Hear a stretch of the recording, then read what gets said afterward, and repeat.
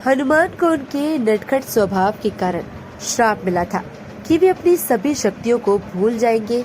इसी तरह उनकी माता अंजनी को एक ऋषि से श्राप मिला कि जिस कारण वो रूपवती अप्सरा से वानरी बन गई।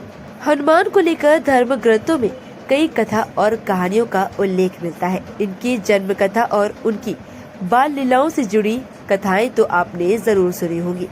फिर चाहे वह खेल खेल में सूर्य को फल समझकर निगलना हो या ऋषि मुनियों का परेशान करने से जुड़ी कथाएं हो। हनुमान के नटखट के कारण उन्हें एक बार श्राप मिला था कि वे अपनी सभी शक्तियों को भूल जाएंगे और इस श्राप से उन्हें मुक्ति तब मिलेगी जब उन्हें किसी के द्वारा उनकी शक्तियों का एहसास दिलाया जाएगा। इससे संबंधित रामायण काल में एक प्रसंग है जिसमें सागर पार लंका में माता सीता का पता लगाने के लिए जामवंत हनुमान को उनकी शक्तियों का एहसास दिलाते हैं, जिससे पुनः हनुमान को अपनी शक्तियां याद आ जाती हैं।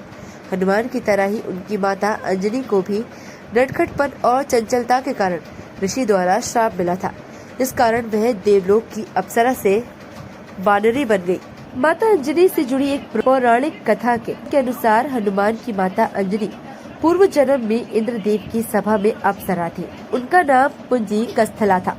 वह अत्यंत रूपवती थी, लेकिन उनका स्वभाव नटखट और चंचल था।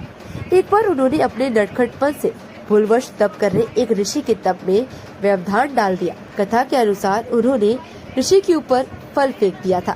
इससे ऋषि की तपस्या भंग हो गई और वे क्रोधित हो गए। ऋषि ने उनको श्राप दिया कि जब उन्हें प्रेम होगा तब वह वानरी बन जाएंगी। जिसके बाद उन्होंने अपने भूल की क्षमा भी मांगी, जिससे ऋषि का हृदय पिघल गया। ऋषि अपना श्राप वापस नहीं ले सकते थे, लेकिन उन्होंने अपने श्राप में कुछ जोड़ते हुए कहा कि तुम्हारा वानरी रूप भी अत्यंत तेजस्वी और आकर्षक होगा।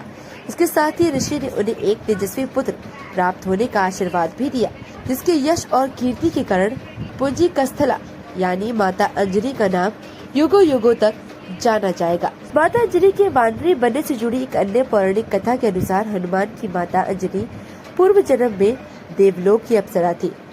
उनका नाम पुंजी कास्थली था। एक बार ऋषि दुर्वासा किसी कार्य से इंद्र की सभा में गए थे। उस दौरान पुंजा कास्थली बार बार अपने रूप से सभा का ध्यान अपनी ओर आकर्षित करने का प्रयास कर रही थी। इस कारण ऋषि दुर्वासा को क्रोध आ गया और उन्होंने पुंजी कास्थली को अगले जन्म में वानरी बनने का श्राप दे दिया। हालांकि बाद में ऋषि दुर्वासा ने दया दिखाते हुए उससे कहा कि तुम्हारे गर्भ से शिवजी के 11वें रुद्र अवतार का जन्म होगा।